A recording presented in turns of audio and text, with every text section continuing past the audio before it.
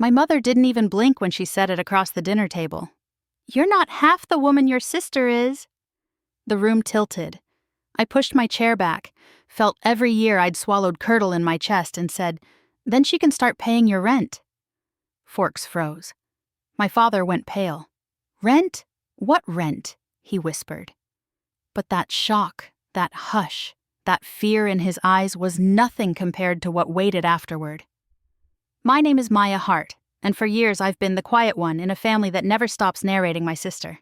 People assume I'm shy, not quite. I learned early that in our house, silence kept porcelain from cracking. Peace, however fragile, was my chore.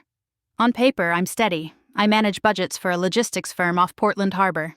Numbers, deadlines, systems that behave. The mercy of spreadsheets is simple, life isn't. Days pass in forklift echoes and the metronome of keys. Nights, I go home to a small apartment with lamps and a river view. I cook pasta, tie my hair up, and take comfort in tidy things. Steadiness ends every Friday. I drive to my parents' hedged two-story, a place manicured to pretend perfection. Inside, polish cracks. I'm 16 again the instant I cross the threshold, the second daughter understudying Lena's spotlights. My sister, tall and sure, argued her way to trophies, a scholarship, a law career that collects applause like confetti. I, quiet Maya, watched everyone practice worship. Still, I kept showing up because they insisted. "This family has a seat for you," Dad said, half joke, half rule. Family first meant Lena first. Tonight felt truly different. The air had weight, a storm rehearsing. Dinner unraveled the second I said rent. Dad's napkin trembled. Lena's smile thinned. Mom recovered first, clipped. "Don't be dramatic, Maya." I didn't raise mine. 3 years, I said. Every 15th. I have the bills. The truth fell like cutlery. Dad murmured, "Not appropriate at the table." I stood. "What's inappropriate is thanking Lena for a rescue I funded."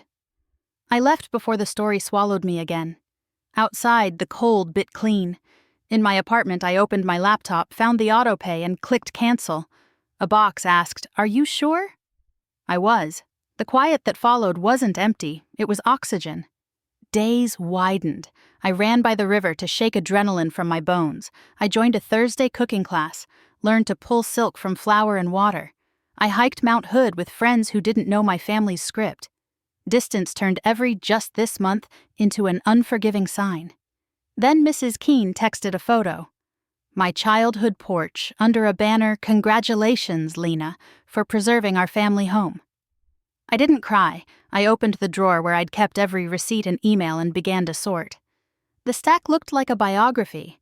Sarah from church called next. "They're planning a family appreciation dinner in Seattle," she whispered. "Slideshow and everything. Lena as the anchor." She sent the deck, frames of my sister on the porch, captions like, "Her courage kept us whole." I copied the file and inserted what they'd erased, a timeline, bar charts, blurred messages that still read "please." On the last slide I wrote, "The truth deserves a chair, too." I booked a seat to Seattle. The restaurant glowed. Through glass, I saw my parents, Lena, an audience waiting. Dad tapped the mic. "We're here to honor Lena, who helped us keep our home." Applause, cameras. The slideshow began. Lena on the porch, Lena with papers, captions praising a rescue that never happened. Then the screen flickered.